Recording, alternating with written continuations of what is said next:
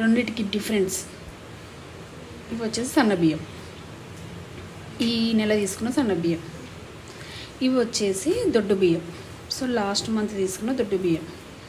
Hey guys, welcome back to one more mini vlog. ఈ vlog వచ్చేసి మేమైతే ration షాప్కి వెళ్ళాము. మన తెలంగాణలో ప్రభుత్వం సన్నబియ్యం ఇస్తుంది కదా రేషన్ షాప్లలో. సో నేనైతే నిన్న తీసుకొచ్చాను అనమాట. సో చూపిస్తాము ఎలా ఉన్నాయి ఏంటి అనేది. ఇవ్వండి, ఇవి వచ్చేసి సన్నబియ్యం ఇస్తారు కదా, ఇలా ఉన్నాయన్నమాట. సో సన్నబియ్యం, సో చూడండి ఎలా ఉన్నాయి ఏంటి అనేది చూస్తున్నారు కదా.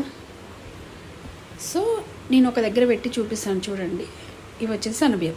ఇవేమో నేను లాస్ట్ మంత్ తీసుకొచ్చాను అనమాట దొడ్డు బియ్యం. ఇవి పిండి పట్టియంగా దోశ పిండి, ఇంకా దోశకు నానబెడతాం కదా దొడ్డు బియ్యము. సో ఇవి అనమాట దొడ్డు బియ్యం, ఇలా ఉన్నాయన్నమాట దొడ్డు బియ్యం.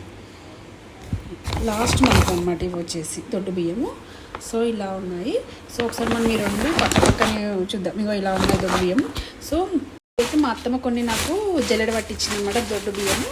సో అవే లాస్ట్ మంత్వే దోశ పిండికి అని చెప్పి ఇగో ఇలా ఉన్నాయి జల్లెడ పట్టిన తర్వాత. సో ఇంకో ఇలా ఉన్నాయన్నమాట.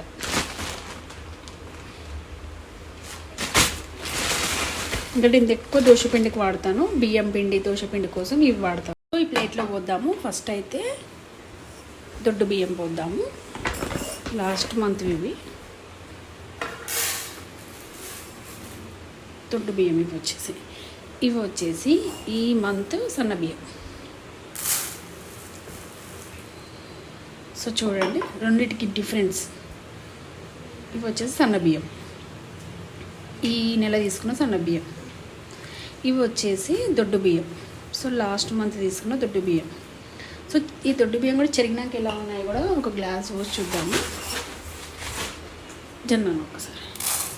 ఇంకోండి, జల్లెడ చేసిన తర్వాత దొడ్డు బియ్యం ఇవి జల్లెడ చేసిన తర్వాత ఇలా ఉన్నాయి. సో ఇవి వచ్చేసి సన్న బియ్యం. చాలా డిఫరెన్స్ ఉంది కదా. సో ఇవి కుక్ చేస్తే ఎలా ఉంటాయి ఏందో చూద్దాము. సో 12 kgs ఇచ్చారనమాట మాకు, ఒక్కరికి 6 kgs. సో ఇద్దరికి కలిపట్టి 12 kgs. నాకైతే చూడగానే అయితే మంచిగా అనిపించినాయి. సో చూస్తున్నారు ఇలా ఉన్నాయి సన్న బియ్యం అయితే చూడండి. సో ఇప్పుడు రేషన్ షాప్లో ఏమైపోయిందంటే అప్పుడు చాలా తక్కువ తీసుకున్నాయి అనమాట దొడ్డు బియ్యం అని చెప్పి.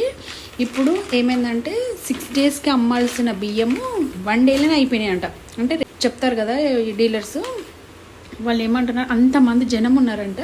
సో సన్న బియ్యం కోసం. సో కుక్ చేస్తే ఎలా ఉంటాయేమో చూడాలి. సో నాకు తెలిసి పక్కా బాగుంటాయి. సో చూడాలా ఎంత బాగున్నాయో.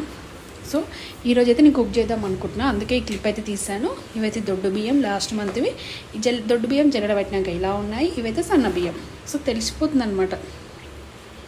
సో ఇప్పుడైతే కడుగుతాను అనమాట నేను. సో కుక్ చేద్దాం ఎలా ఉన్నాయి ఏంటి అనేది.